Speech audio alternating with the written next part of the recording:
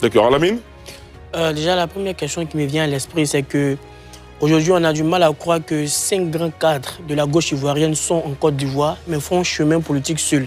Simon Lévé Gbagbo dans son couloir au MGC, Charles Blé Goudé dans son couloir au COGEP, le président Laurent Gbagbo dans son couloir au PPACI, M. Afin Guessa dans son couloir au FPI, Awadon Melo, qui était au PPACI, destitué de ses fonctions pour candidature de précaution.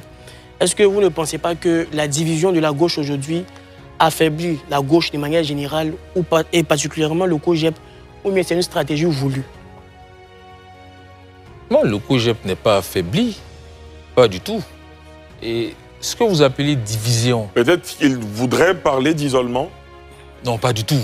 Le COGEP est le parti le moins isolé, M. Diarra-Souba.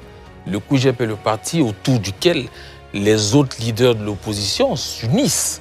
Ça, c'est une évidence. Y compris le PPACI? Mais nous n'avons pas de problème avec le PPACI.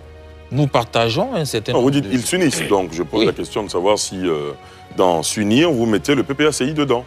Non, nous ne sommes pas en alliance ou en coalition avec le PPACI, mais nous partageons les mêmes revendications avec le PPACI, nous partageons certaines valeurs, donc à ce niveau, il n'y a pas de problème.